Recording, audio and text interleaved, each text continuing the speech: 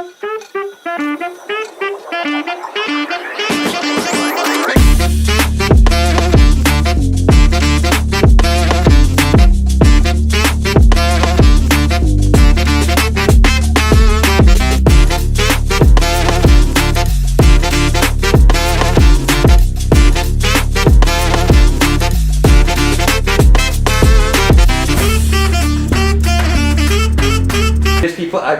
want to say that clear, But what I'm saying is that us as a culture, we have been so lost since independence. Yes. We were once British citizens, and then suddenly we're not. And we had always, for the longest of time, seen our culture, especially my specific bloodline, as something only the village people did. It's something. Oh yeah, that's very kampung. That's very village. Modern people, we dress like this, and ironically, drank the Kool-Aid. But I've always felt that, we have lost our way, and a lot of the reasons why we were so easily manipulated, easily swayed by people with ill intentions from many decades since independence was because we didn't know who we are. We were told for so long that your culture is beneath us. You have to dress like this and speak like this. You're a straight person, and stuff like that. But what people don't realize, for me, when I read our ancient civilization texts and research, was that because we had the technology, because we were skilled, because we had the resources, because we had the trade network, because we had all of these things and great relations with India and China, that was why we were colonized. Right. If we didn't have that, we would never have been colonized. And what they did was, when they were here, they made us feel like we were the straight A student, but we were told we were dumb. Mm-hmm. We were told that the way we dressed was horrible. And that is why I've always made it an effort to bond with people who work in the museum, because I know that every single day, people don't appreciate what they do. Yeah. Right. I appreciate what you do. I appreciate what you guys do. Because it's much more to me than just text. Yeah. It's much more to me than back in 1767, the Union Jack. To hell with the Union Jack. Let's talk about 500 BC. Yes. I've always told people, the Indians, Chinese, and Malays, we were so close, we were so cool, the Arabs wanted to hang out with us, the Persians even we have words of similar. We learned how to forge iron at 85% purity because in Kedah, we were friends with you. You taught us. You were saying, hey guys, build a furnace, do it this way. And then we made iron at 85% purity. And to put things into context, in the 17th century, India controlled 1/4 of the manufacturing in the world. Right. India was the first to industrialize. The Industrial Revolution happened in India, but what happened when India was colonized? Yeah. Deindustrialization happened. Yes. And then the British became industrialized in the 18th century, and they were like, oh, look at us. We have an industrial revolution, ha ha ha. But the whole past was black. And that's one thing I love about those who live in India. Like, there is such vibrance and culture that you've revived. You got your pride back. For us, we're still, compared to India, a young country. And India got independence in 1947. We got it in the 50s, way later. 12 years later, actually, to be very specific. We're still trying to find ourselves. We're like 12 years behind in that sense, in finding who we are. So that's why it makes me feel anger that people don't appreciate our history. But that's just my opinion. What do you think? In India, I don't think. I think everyone is into more or less connected to history, it might be because of the upbringing of us. We're always connected with our roots, maybe, and it's the way we have been brought up, like even in the schools, even in the homes. We are always very much culture oriented. So our forefathers, fathers, mothers always teach us about what their culture or what they have come from. So it's always within us, maybe. So that's why I think most of Indians are mostly connected with the history of part of it. But and nowadays, like there are programs for students who to get into museums and Yes. getting to know their cultural roots. So And people like you who do exhibitions bringing a London exhibit to India. yeah, this is Those are actually kind of this is the first time in Maharashtra, like where we It's a government project. It's a government project. But you executed it, you Yes, curated it, yes, you yes. restored all the coins, the swords, Yes. the items, the carpet. Yes. Oh my God. Yes. When I saw We have a team, yes, of Oh. course. We have a team of 3 people there, and and one conservator there who actually we all together manage. Was it hard to clean that carpet? Because the thing is, Yes, of Yes, course. of course. Oh wow. It is so huge and it was so much So heavy. heavy. And once it becomes like when we try doing the wet treatment on it, the weight of it actually 4 to 5 4 times. to 5 times the weight it happens. Oh, because water makes. Yes, Oh, yeah, like you put your clothes yes, on. Oh, yes. okay. And the amount of dust we removed from it, like it might be from 350, 40 years before that, and the amount of dust we removed from it, and it became so much lighter and heavy. But yes, it's always fun to do such things, though it is a tedious task always, but that's what we enjoy doing. Yeah, sometimes That's- labor work also. Yes, it is a labor work. It is a very laborious Oh, work. what you guys do is very labor intensive, Yes. regardless, because the meticulousness that you put into it. And my question was because like you've also worked on like an Egyptian mummy, Yes. right? So Yes. what are the nuances between the different cultures? Like you have you have European and maybe Malaysian culture, but what about the like say Egyptian culture when you because that is also another ancient civilization, yes. right? So you're hopping from and India is another ancient civilization as well. So it's like one ancient civilization to another ancient civilization. Were there any nuances where you're like, oh, okay, this is Yeah, in India there is no such method of doing mummies. Yes. So only Egypt does that. So we had to actually just go back to our history and find out what exactly how the mummy is made, just to be sure whatever the work we are going to do is perfect and it will not be harmful to that Or not overpower. or not overpower the Same thing you object. mentioned with the objects and piano. It's Yes. like a conversation. Yes.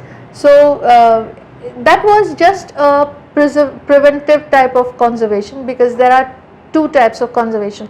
One is preventive, one is curative. Curative is that what we did on the paintings right now, where we cleaned it and where there were cracks, we consolidated it and flattened it, everything.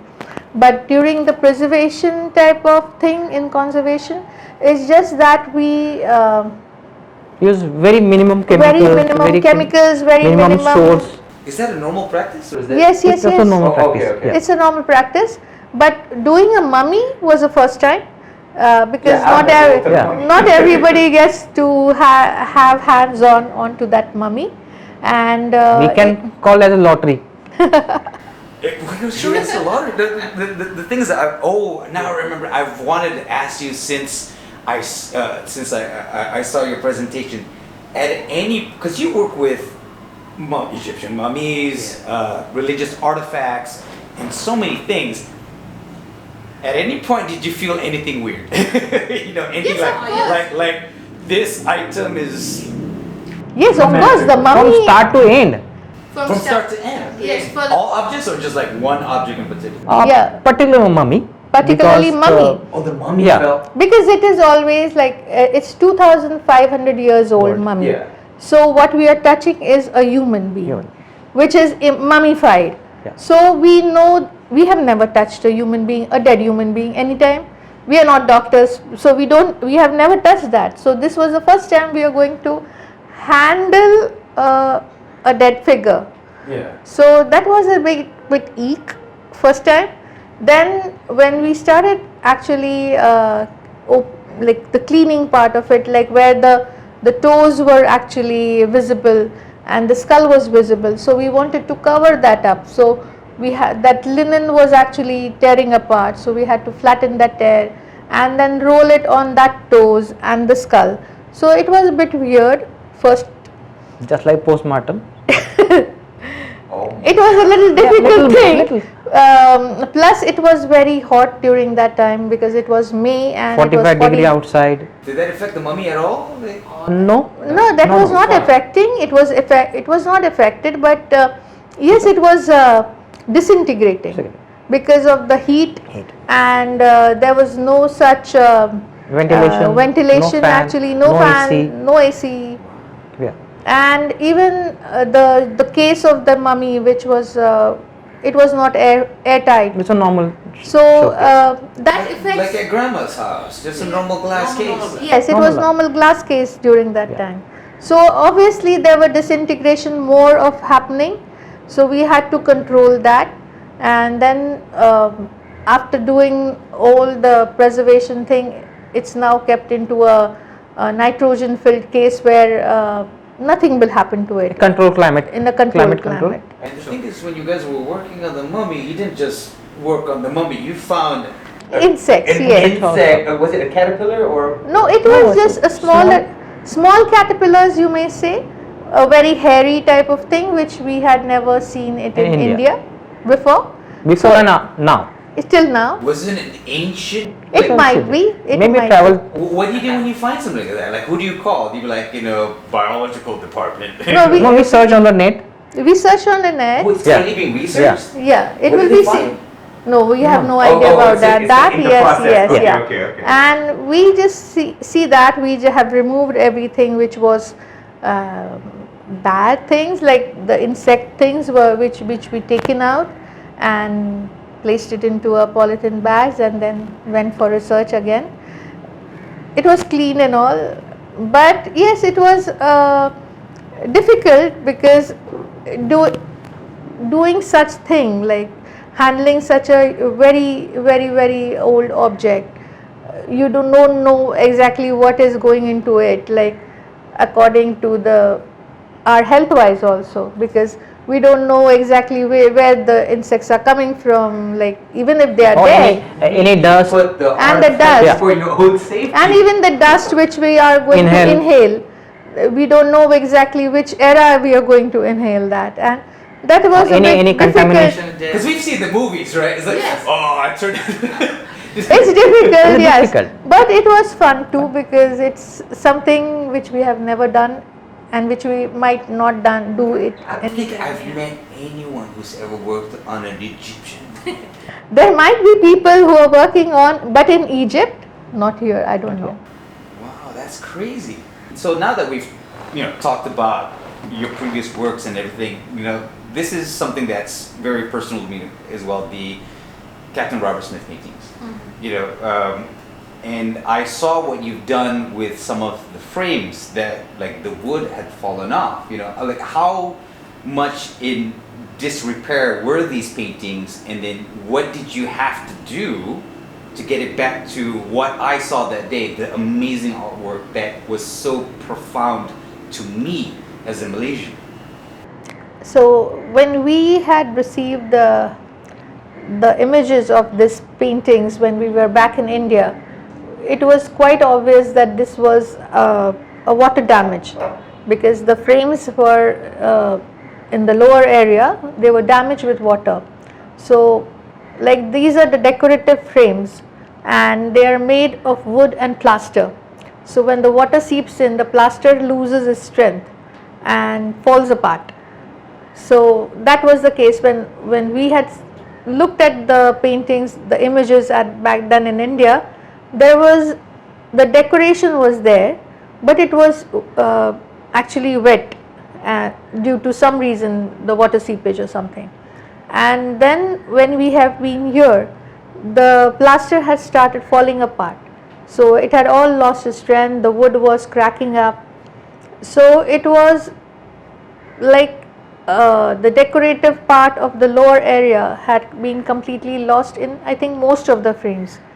So the first thing which we had to do was to take out the molds of the good area, of the painted of the decorative part, and then repeat that design onto the lower area. So it's like what the kids would do nowadays. They would cut and paste from one section and then put it in another section, and it's a meme, but in real life. Yeah. In real life, yes. We repeat the same pattern, same design. Yes. You know, and I'm really glad that we had the conversation in the beginning of this podcast where we were talking about where you had to make a decision whether to restore the piece to its original glory or to preserve the piece in its historical glory now, aged with cracks and everything like that. And the reason why it's important to me is because I understand your artistic choices. I'll say it's artistic. Artistic choices in preserving some of the cracks, but maybe you could explain to anyone who's watching this video in the future why that may be more important than seeing what it looked like back in the day, with air quotes. First of all, what as a conservator we do is we preserve the historical value of the painting. So once that frame is repaired and retouched, so we have done the retouching of the frame in such a way that you won't be able to find out that the part which we have done is very new. Yeah, I couldn't tell the Yes, difference. but if you go on a closer look, you can maybe find out the nuances. There are some issues in Unfinished areas or the Also, joining. people who visit the Yes. museum, they really have to go close. Yes, Like, it might be because might be. the original is done in a different way, mechanically and perfectly, but this is done with a molding type of thing where there might be some nuances here and there, but we have tried to make it as look as old as possible, so that in a first glance you actually don't know if this has been damaged earlier. Similarly, for the paintings had a lot of old varnish, then there was a lot of dust and dirt all over, so which we had to be cleaned to get into the original paint layer. And there were